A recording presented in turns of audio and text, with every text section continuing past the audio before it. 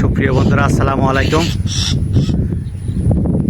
আরও একটি নতুন ভিডিওতে আপনাদের স্বাগত জানাচ্ছি। বন্ধুরা, আমার ড্রাগন ক্ষেত থেকে এখানে একটি পাখি আহত অবস্থায় আছে, জালে আটকায় গেছে। বন্ধুরা, এই পাখিটাকে উদ্ধার করে কিভাবে বাঁচানো যায় সে চেষ্টা করব, যেন সহি সালামতে পাখিটাকে আমি ছেড়ে দিতে পারি। বন্ধুরা, সাথে থাকুন, দেখতে থাকুন ভিডিওটি।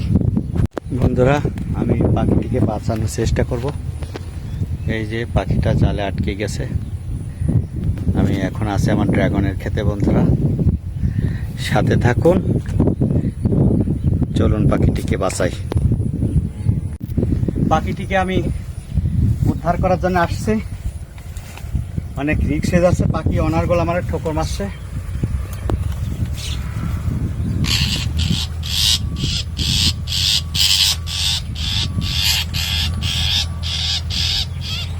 উঠবো কি, সে তো ঝুলে গেছে।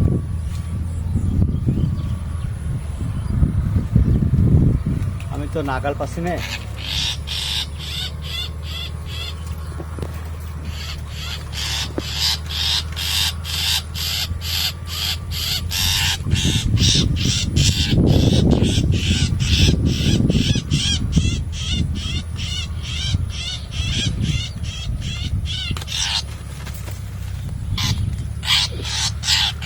বহুত কষ্টে বন্ধুরা।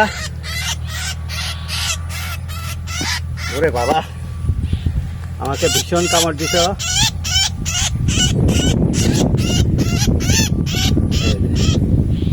অবশেষে বন্ধুরা আমি সক্ষম হয়েছি।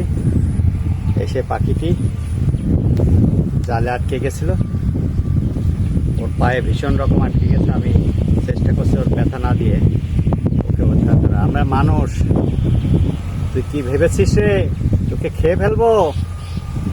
বন্ধুরা, তার অভিযান চলতেছে। ওর পায়ে কিছু সুতা আটকে গেছে। বাবা, এখন আর কামড়ায় না। বুঝছে যে আমি ওকে উদ্ধার করেছি। পানি খাইতে পারলে হয়তো।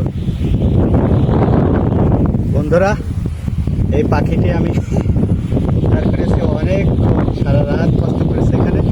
বন্ধুরা, আমি তখন আসছিলাম না। এই যে আসলে ভালোবাসা দিলে সব কিছু আপন হয়ে যায়। কিছুক্ষণ আগেও আমাকে প্রচণ্ড আকারে জোরে জোরে কামড় দিচ্ছিল। আমার কয়েকটা কামড় দিয়েছে বন্ধুরা। এখন এই দেখুন, ও আর কামড় দেয় না। ওকে আদর করছি, ও পোষ মেনে গেছে। বন্ধুরা, এখন ওকে আমরা মুক্ত করে দিব। ও সারা রাত খেতে পাইনি। বন্ধুরা, কি পাখি এটা? এটা আছে রাজা পাখি বলে। দেখি আমরা ওকেও